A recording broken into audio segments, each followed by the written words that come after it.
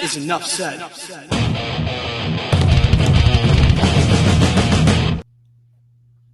Welcome back to the Miami Heat Roundtable. My name is Amir. For today's episode, we got Martel. You can find him at the Miami Heat Zone podcast.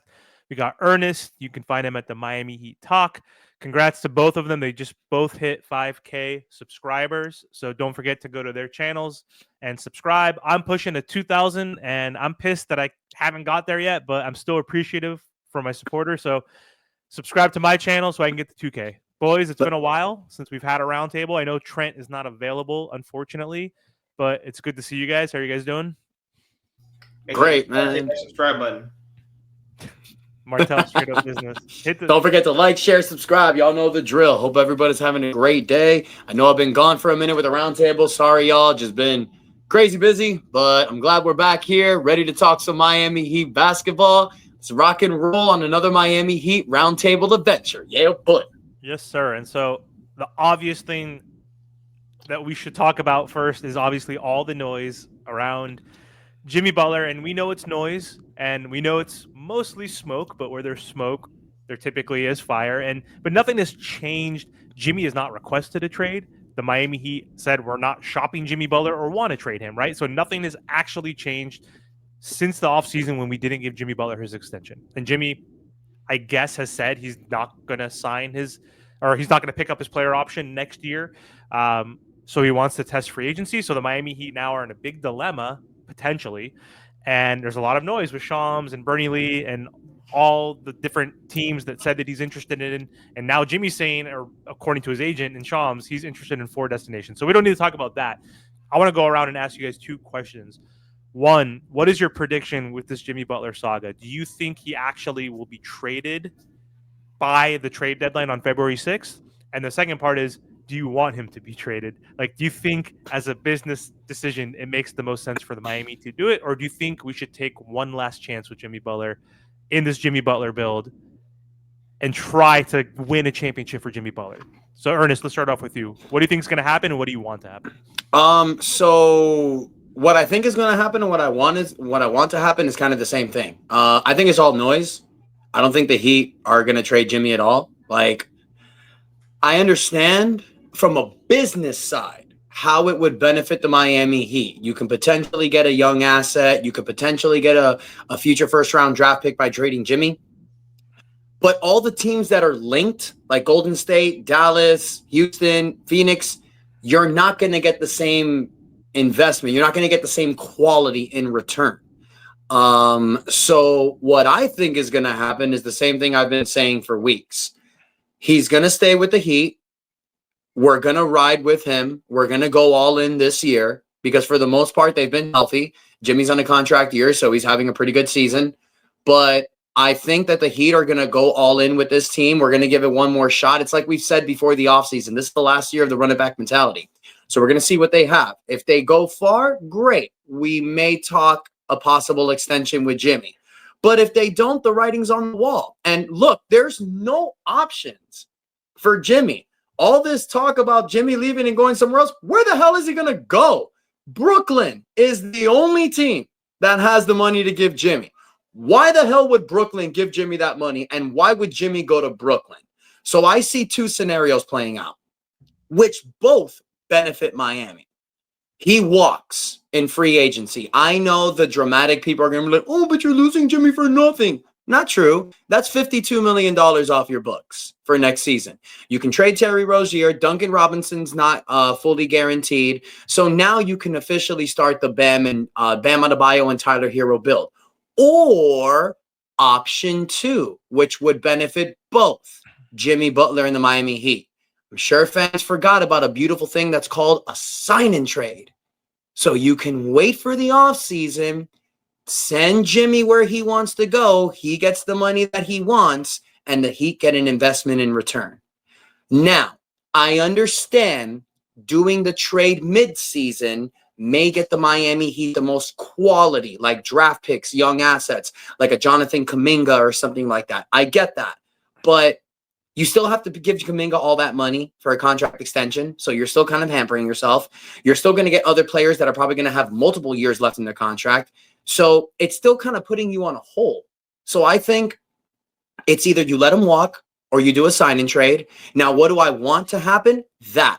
I don't want to trade Jimmy Butler, you guys. I understand that Jimmy and this team have been mediocre the last 3 regular seasons, but we know what this MFer does in the playoffs.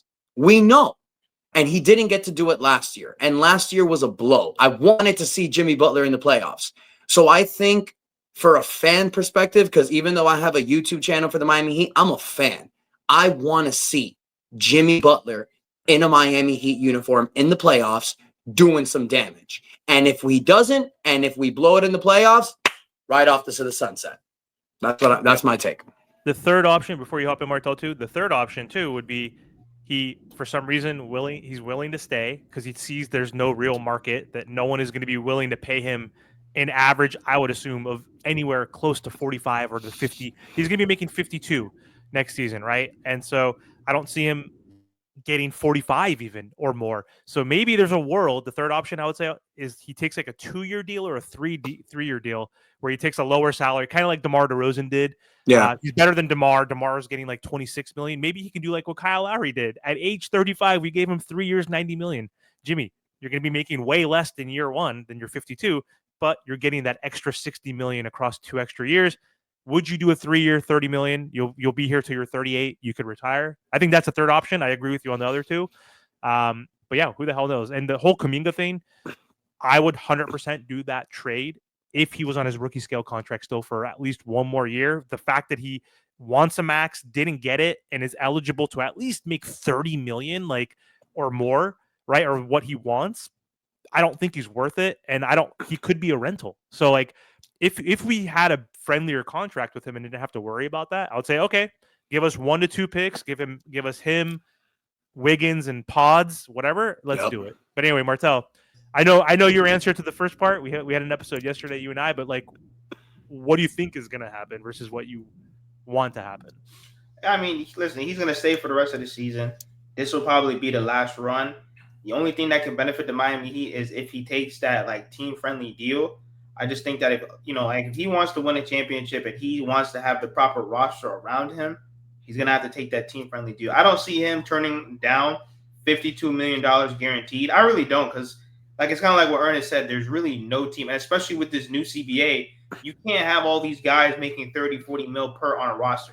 It's not going to work unless your team is willing to pay way over the luxury tax, and that's not even including adding role players to that roster. So I don't really see Jimmy Butler going anywhere. I think he's going to opt into the $52 million. And then maybe after that, they'll probably come up with maybe a 1, maybe 2-year deal. Because it really just comes down to how much basketball does Jimmy Butler even want to play? That's the fourth option, I guess, technically. Anybody can change their mind, right? So even though he says he doesn't want to pick up that player option, 52 million, I mean, he's not going to get it anywhere else. So what do you want to happen, though, as a Heat fan? Do you want him to get traded this season so we can actually get young assets, draft capital, expiring contracts, so we could build for the future around Jimmy and Bam? He's the oldest guy on our team at this point, besides Kevin Love. Win this year, ship him off. If we do not win, you trade him. Because then there's really no – that means that we're running this thing back 6-7 years in a row. For what? We've been running this thing since the bubble. For what? If we do not win this year, you trade him and you try to get as many assets as you can. There's always going to be a fool out there that's going to be willing to take these guys. They're paying Paul George. They're paying DeMar DeRozan, guys who've done less than Jimmy Butler these past few years. So I'm sure we'll be able to convince some team out there to take Jimmy Butler. You guys are right about Kuminga. If the Golden State Warriors don't want to pay him, I don't want to pay him either. That just makes no sense to me. And they're, like-minded like the Heat. If they don't see anything in him, I am not paying that guy no max deal. No. So if we do not win the championship this year, you trade Terry and you trade Jimmy and you start rebuilding and you get all the assets that you can and you move into the future. Yep. So this season's been a typical Miami Heat frustrating season where we've lost to some bad teams. Not as many as the past seasons, but we've lost to Detroit twice in overtime. We don't need to go into the details. We lost to the Toronto Raptors in one of the games that we played them. Those 3 games alone right there would put the Heat at 16-8, and that would be third place. We would be third, just those games. I'm not even talking about The Knicks game at home when we're up by 13 and blew it. At the game against the Kings, we're up by 13 and then you all know what happened there. We got a 30-foot shot off at the buzzer from Terry. The Suns game, we're up by 15 and we don't even get a shot off, right? There's so many games that we were up against the Bucks up by 15. We've blown 4 or 5 15-point games in the second half. So we could be like 19-5. That's obviously not what our record is today, but we're 6th seed, right? And we're relatively healthy and we're top 10 in offense and defensive rating. That is insane. I think our record should be better. And it's frustrating that our record is not better, being a top 10 offense for the first time in a few years in this build. Not many teams are top 10 in both. The only ones that are have way better records than us. It's Boston, it's like OKC, it's Cleveland. But anyway, since this is the last hoorah with Jimmy Butler, we just said, what are some reasonable trades and moves that we can do that can help us improve and make a run and avoid the play-in? So kind of like that Jay Crowder, Iguodala trade we did, which kind of helped us get to the finals in that bubble year. What is a realistic trade target that you think the Miami Heat should focus on? Because Terry Rozier, now Duncan are kind of in the rumor mill of people we can let go. So Ernest, who would you like to add if you can pick one kind of like role player type player that's reasonable to help us make a run in the playoffs? Nikola Vucevic from Chicago. If the Miami Heat can work out a deal with Chicago where they can get Terry Rozier, because the numbers work. Vucevic is making $20 million. Terry's making 24. The Heat are a first apron team, but the trade with Thomas Bryant, it brought them down from under the second apron. They're like about $3.7 million under the second apron. So now they have a little bit of flexibility. They can't take back more money in a trade because they're a first apron team, but they wouldn't be doing that. So you would send Terry Rozier, who's making $24.9 million. You probably attach an asset, maybe a pick swap, or maybe you might have to do someone like a Nikola Jovic. I know Heat fans might not be open to that, but Vooch gives you immediate help. This is a guy that can score, that can rebound, he can facilitate, he can allow Bam to move to the power forward position, which is something we've all been clamoring for. He's 7 foot. He could slide to that center role. He could even come off the bench for Bam. But with the emergence of Drew Smith, and I know like this is crazy because before the season, we were laughing about it. Like a lot of us were even saying, give Isaiah Stevens the 2-way contract over Drew Smith. Look what Drew Smith's been doing this year. He's a viable backup point guard in the NBA. Tyler Hero is showing that he can hold his own as a point guard, starting as point guard. With Duncan and Tyler starting in the backcourt, you got two guys over 6'5". So now Drew Smith can be your backup point guard. Now you can trade Terry Rozier. Eric Spoelstra is not ready to play. Kalel Ware. I know he's raw. I know he's young. He went to the G League. Maybe it'll be his time in the second half of the season. But you need size. This is the same problem we had in the 2020 finals when we were playing against guys like JaVale McGee, Dwight Howard, and Anthony Davis. It's the same problem we had in the 2023 NBA finals against the Joker. We've not addressed that issue. We drafted a guy who was supposed to address that issue. He ain't playing. So you need size. That's the thing that's going to help you win this championship. Bam Adebayo is an undersized center. So he needs help. So if you're able to get Nikola Vucevic, I can never pronounce his name right. I'll call him Vooch. But Vucevic, there we go. If you can get him, then this would be an Andre Iguodala, Jay Crowder type of trade. He's not a superstar. He's a B+ player.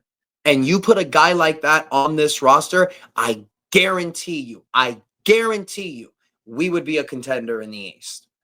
Shit, I think that's technically better than Andre Iguodala and Jay Crowder. He's averaging 20 and 10. You know, we got Iguodala at like an older age, you know? Yeah. So anyway, Martel, I think that's a great, I would love Voos on this team. That would be huge. Martel, who's your realistic trade target, you think? Well, listen, before we even get to the trades, this Miami Heat team needs to get it together. The East is pretty weak right now. Outside of Boston and Cleveland, now the Milwaukee Bucks are starting to pick it up. You're telling me that the Miami Heat can't be a top 5 seed? If we cannot be a top 5 seed with Orlando, they're missing 2 of their best players. And outside of that, who is really like in the East? The Pacers, they're not the same anymore. Nope. There is no reason, even before we talk trades, there is no reason why this Miami Heat team with Jimmy, Bam, Tyler, and Terry, and the role players that we have, they cannot get to a 5th seed. I just think that's absolutely ridiculous. And same thing with Jaime and Jovic. We have to figure out what we have in them right now. If you're not going to play Jovic, you trade him. Listen, if Jaime, which he could be playing through injury because he's known to do that, but if he's healthy and he's not really showing us what he can do, trade him too. I think Jaime Jaquez, the problem with Jaime Jaquez is Terry Rozier. You guys got to understand, Jaime Jaquez took over last year because of injuries. Caleb Martin was out. Haywood Highsmith was out. Jimmy was out a lot of games, so he had to step up. Now, there's one basketball, and there's so many people out there that do a lot of things. So I understand that we're looking at Jaime Jaquez as he's having a down year. I don't think so. I just think that he's trying to fit in a certain role, but he needs more. I think if the Miami Heat were to trade Terry Rozier, it's going to open more for Jaime Jaquez. He's a Swiss Army knife. He can have that Caleb Martin role. It's just that there's so many players that Spo has to play. So he's just trying, I've said this in my channel, this team has so many C+, B- level players coming off the bench. Spo doesn't know what rotation to go with because they're all pretty much the same. So the first 20 games, you could tell that he was trying to figure it out. He's kind of figured that out. But Jaime Jaquez doesn't get the time that he needs because, one, Drew Smith is playing way better defensively. So that's why he gets more minutes, because we all know that Spo loves defense. Terry Rozier is the scorer that comes off the bench. But what we saw before in the beginning of the season when Terry and Tyler were starting and Jaime was the 6th man off the bench still wasn't working because, like I said, there's one basketball. We need to get somebody off this team who's a primary scorer, who has that score-like mentality like Terry Rozier to open the floodgates for other players. Tyler Hero balling. Tyler Hero's that guy. He's our number 1 option. Jimmy's the number 2 option. Bam Adebayo is that he's finally got into that role like I've said the last couple of years. The Horace Grant, Dennis Rodman role, the solid number 3 option. After those 3 guys, Jaime Jaquez needs to be next on the bracket. But he can't because Terry Rozier is that guy. So if you get Terry off this team, trade him for Vooch. Allow Vooch to be the guy who grabs the rebounds, has a defensive presence, can score at times in the paint. I think this would free up Jaime Jaquez more. I just think the problem with Jaime is that it's just too much players. Too much players. Well, his threes are also down. I think that, he said he worked on his threes. Terrible. Absolutely terrible. Trash. And then his back. Crazy Martel. 3 for the last 30. He's like 3 for the last 30 in the last 12 games. Something insane. He has no back. Trash. He has no back. The only thing that I've ever seen him do for the past 2 years is that spin move. I really haven't seen anything outside of that. So he, that's really what it is to me. Don't get me wrong. Maybe that could be the issue. It's just that even with Terry on the floor, I'm still looking for him to get to the free throw line. I'm still looking for him to make his open shots, just the basics of basketball. But maybe I agree with both you, though. He's Jimmy Butler. Jaime Jaquez's game is exactly like Jimmy Butler. Jimmy Butler had no shot his first few years in the NBA. If you look at Jimmy Butler's start of his career, I'm not going to say defense because Jimmy had way more defensive effort than Jaime. But if you look at their trajectory, it's kind of the same. Jimmy started with the Chicago team, and he was kind of like one of the last guys in the bench and eventually moved his way up to be the star. I still think that's going to be Jaime Jaquez. You saw flashes of that last year. I think this year, Jaime's a team guy. Jaime's a guy, he seems like he's no BS, he's no drama, he does whatever he can for the team. So you can tell that Jaime, he's kind of taking a step back to fill other roles for the team. He's not a shooter. I know he's worked on that in the offseason. Jaime's not a 3-and-D guy. I know that's what he's trying to be. That's not what he is. He's not that guy. His game is like Jimmy Butler's. He needs to have more opportunities. He needs to have more shots. He needs to have the ball in his hands a little more. That's not going to happen until Jimmy's out of this team, until we free up more for him. That's what I'm saying. Trade Terry. You need to get a guy who's a primary scorer. We have too many of those on this team. You got to get a guy like that out, fill him in for a player that can do all the dirty work, the little things that we don't need, a rebounder, which is something we really don't have, Vooch. So if you're able to get Scary Terry out of here for somebody that can fill a role, I think it'll open more space for Jaime Jaquez. I really think. He's our 6th man. He should be the 6th man coming off the bench. But it's Terry because It just didn't work in the starting lineup. Yeah. I mean, I agree with both sentiments. Like, Drew Smith is averaging like 30 minutes now per game off the bench. Jaime's Crazy. minutes are going down. But also to Martel's point, like, his 3-point slump is really big. And he's also there's 1 year of film on him now, so they've done the scouting. They know he likes to do that spin move, those pump fakes. He has that great footwork, but if he's not scoring in the paint, he's not scoring anywhere else. Like, his mid range shot, those numbers are down. His 3-point shooting is down. It's a sophomore slump, but also I think it's partly that the league is scouting him now. Obviously, Same with what's his name from the Warriors. I say Pods because I don't know how to say his name. Brandon Pod, that's what we'll call him. Whatever, you know what I mean? Like, he's having a down year too because like they've scouted for him. They know what he wants to do, the spots he wants to get in. So I think it's part of that. And I agree with you, though, Ernest. Though he doesn't have the same role. He's not getting the same amount of minutes.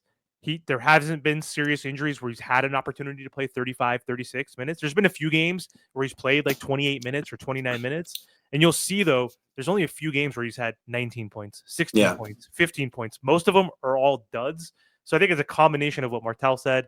Like, he needs to work on his game a little bit more, become a better shooter. And it's like what you said. That shit sometimes takes time. There's got Kawhi Leonard averaged 9-10 points his first season. Then he eventually learned how to shoot that mid-range and had that Kobe fadeaway like year 5, year 6. Like, after Duncan and what's it called? What's the Frenchie's name? Tony Parker and Manny. Once those guys left and he took over that team, then you saw how dominant he became. And some players develop shots later. So hopefully Jaime can figure shit out. We have the best developmental system in the NBA. So I just think he's trying to play a role that's not fitted for him. Exactly. That's what I think. That's part of it too. And he's slumping, like Bam was slumping. So hopefully we'll get out of it. But anyway, I think that's all we have for today's episode. Thanks for hopping on, guys. It's been a while since we've had a roundtable. Hopefully we'll get one with Trent and all of us back on next week. And big game tomorrow. Miami Heat finally playing. Like, this whole Shakira thing, this whole NBA Cup thing, there's been like 3 stints where the Miami Heat played a game and didn't play for 4, 5, 6 days, right? So I guess that's good for Jimmy and Kevin Love and older guys to get some rest. But Heat are playing the Thunder tomorrow, so let's see if we can get a bounce back win after losing a heartbreaking game to the Detroit Pistons in overtime. We don't need to talk about that shit because that game pissed me off. But we'll see. This will be a big litmus test, though, honestly. Like, I hope we can compete and I hope we can win. Any predictions before we hop off? I think the Heat are going to shock the world. I think because this is the most freaking Miami Heat thing that we do. Of course. You lose to a terrible team and then you beat a great team. That's just something we've been doing the last few years. I wouldn't be shocked if the Heat beat OKC, but realistically, chances are. Stop it. Hey, but yo, I ride with my squad. I'm confident. I believe in these guys. I think they can beat anyone if they just play the right way. Like Bill Belichick says, if you do your job, if you play the right way for 48 minutes, if you play the right way for 48 minutes, you can beat any team. In football, they say any given Sunday. In the NBA, I say any given game. Doesn't matter. Doesn't matter what their record is. These are professional NBA players. Anybody can win. Anybody can win if you just play the right way for 48 minutes. OKC is going to be tough, but I think we can do it. Every goddamn team has that mentality, and every Miami Heat scrub killer from these crap. Dude, Malik Beasley had 28 points against us. The game before that, he had 5. Malik Beasley, Nicholas Batum, what's this guy? Peyton Pritchard. Back in the days in Chicago, this guy what's his name? Oh my God, I can't remember his name. Andre Nocioni. It's always always the role players that kill the Miami Heat. We always lock down their stars. We always play good, but then it's this fool Anato who's not even known drops 30 on Miami. It's our luck. Simone Fontecchio, whatever the guy from Detroit. Oh my God, I hate you. Stop. Martel, predictions? I think the Heat are going to lose, unfortunately, because the Thunder. Nah, we going to win. Get that dub. All right, he's got the win. I say we lose. What do you think, a tie? Can we tie in basketball? Nah, listen. Called overtime. Like what Ernest said, like if we don't come out the right way, that's a loss all day long. Facts. SBA and all those dudes, those guys are hungry. They're pissed that they lost the NBA Cup. They want to win the championship. They're one of the best teams in the NBA, so we do have to take that very seriously. Yep. Let's see what happens. Make sure But you know, hit that subscribe button. Make sure that you guys go to Ernest's channel. Make sure that you guys go to Amir's channel. Hit that subscribe button, and thank you guys for all the support. we got 5,000 subscribers. Help Amir to get to 2,000 by the end of the year. Come on, let's go.